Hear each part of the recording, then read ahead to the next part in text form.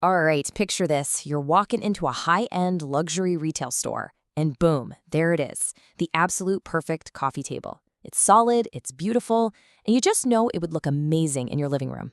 And then you flip over the price tag, and your jaw drops. $3,000. $3,000. That is exactly what happened in one of the sources we're looking at today with a gorgeous restoration hardware table. But instead of walking away defeated, we're going to look at how you can channel some high, hands-on shop energy and just build the whole thing yourself. Okay, let's dive into this because honestly, that massive retail price tag absolutely does not have to be your reality. When you contrast that huge cost with the incredibly affordable reality of using basic lumber or even scrap wood like pine boards from your local big box store, the math totally changes. We're talking about saving literally thousands of dollars just by putting in a little bit of sweat equity and using some basic tools. So in this explainer, we're going to take you from absolutely zero woodworking knowledge to admiring a finished, beautiful piece of furniture right in your own home. We're going to break down the essential tools, the modern tech you can use to plan your build, and the simple techniques that will make your first coffee table look like it came straight out of a professional showroom. Here's our blueprint for today's explainer. We'll cover why you should build your own, sketching your 3D design, essential and affordable tools, simple step-by-step assembly, and finally, sanding, staining, and finishing. Section 1. Sketching your 3D design, modern planning. You know, in the old days, you might have just started cutting wood and hoping for the best, but modern builders have a way smarter method to save time and expensive lumber before making a single cut. Technology has made planning incredibly accessible now. Using simple digital CAD software like an app called Shaper 3D, you can plan your entire build right from a tablet. The process is super intuitive. You just lay your wood slab on the floor, take an overhead photo of it, and then use your iPad or computer to literally trace the slab. From there, you render a full 3D model. The software even lets you use augmented reality to drop the table right into your living room so you can walk around it before you ever pick up a saw. Now, what's really interesting about this is how costly skipping this step can be. As one builder puts it, if you're not using a 3D software for your planning, you're probably wasting a lot more materials than necessary. Planning digitally prevents those costly, wasteful mistakes. When you can see exactly how the cuts will land up on screen, you take all the guesswork right out of the actual build.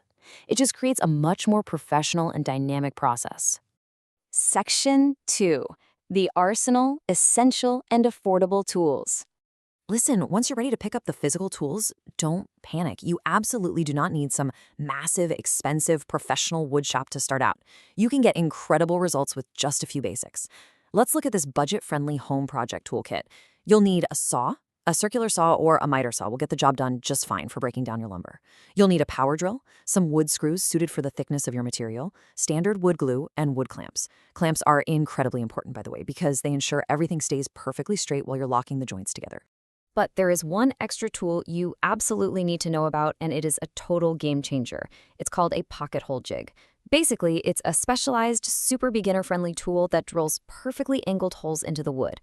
Why does that matter? Because it allows you to hide your screws completely inside the joint. It's essentially the ultimate cheat code for easy hidden joinery. It gives your coffee table a flawless, clean, professional look without you needing to master any complex traditional woodworking joints.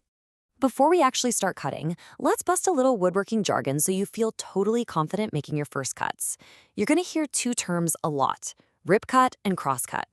A rip cut is when you're cutting along the entire length of the board, usually to make it narrower. A cross cut, that's just when you cut across the grain to shorten the board. Typically, a table saw is best for rip cuts, but as one of our sources points out, if your miter saw is big enough, you can take a shortcut and use it to square off those edges. Section 3. Simple step-by-step assembly. All right, we have our design, our affordable tools, and we know our cuts. Now comes the really fun part, where this pile of wood actually becomes furniture. As you start breaking down your lumber, keep this amazing real-world builder tip in mind. Always make things oversized. When you're doing a big tabletop glue-up, things aren't always going to align perfectly right out of the gate. By leaving your wood pieces just a little bit long, you don't have to stress about a completely perfect glue-up. You can easily come back with your saw later and trim off the ends for an absolutely perfect flush fit. Let's move to and see how this builds. When you start assembling your boards, there are some specific rules for using that pocket hole jig.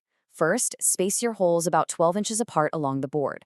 Make sure you keep the holes 3 to 4 inches away from the very edges. Always clamp the heck out of your boards when drilling and screwing to ensure the joints stay flat and straight. And finally, and this is key, make sure you face your pocket holes underneath the tabletop or on the inside of the base so they remain completely hidden from view. Now, when you're putting these boards together, you're going to use wood screws and wood glue to strengthen the joint. But get this, here is a surprising fact directly from the sources. It technically only takes one molecule of glue between two pieces of wood to make it stick. Now, obviously, you definitely want a good, even spread, but the lesson here is simple. Don't go completely crazy with the wood glue. And that brings us to a really crucial warning. When you clamp those boards together, some glue is inevitably going to squeeze out. You must immediately wipe away that excess glue with a damp rag. If you don't do this and you let that glue dry on the surface of your wood, it is going to completely block your stain from absorbing later. You will be so upset with yourself if you have to deal with dried glue ruining your beautiful finish. So wipe it up immediately and then let the piece sit for about 30 minutes before removing the clamps. Section 4. Sanding, staining, and finishing. Once your table is fully assembled, we move into the home stretch. This is the magical part of the process where you transform rough, basic lumber into a smooth, gorgeous, living room-ready piece of furniture. Here is the exact chronological sequence you need to follow to get a perfect finish. You start with 80 grit sanding, move up to 120 grit, and finish the sanding with 220 grit. After dusting, you apply a preconditioner to the wood, followed by your stain, and finally, a clear protective finish. And this brilliantly illustrates the sandpaper aisle for you. 80 grit is rough, and its primary purpose is removing large imperfections and rounding off any sharp corners. You only use it where you absolutely need it. 120 grit does the heavy lifting. You touch every part of the table with this to smooth out small scratches. Finally, 220 grit is your final, lightest touch before applying stain. Just remember to wipe away the dust between every single grit level. Now, as you work your way through those grits with your palm sander, there is a golden rule you absolutely have to follow, highlighted perfectly in our sources. You always, always, always must move with the grain. If you sand across the grain of the wood, you're going to leave deep, ugly scratches all over your hard work, and those are going to become glaringly obvious the second you apply your stain. After your stain is applied and cured overnight, you need to protect the table from coffee mug rings, moisture, and just daily life. You have some great affordable options here. Spray lacquer comes in a simple rattle can and is super easy to apply. Oil-based polyurethane gives a beautiful, rich amber finish, though it does require about 3 coats with light sanding in between. Or you can use a hard wax oil, like Rubio Monocoat, or a half-price alternative called One Coat. It's incredibly easy to apply, highly durable, and water just speeds right off it. So the crucial point is, how do you know when your sanding and finishing job is truly done and successful? Well, one of our builders gives us the ultimate benchmark right here. You should be able to comfortably slide your bare hand across the board without any worries of getting a splinter. That smooth, professional texture is the ultimate reward for your patience. Which leaves us with just one final question.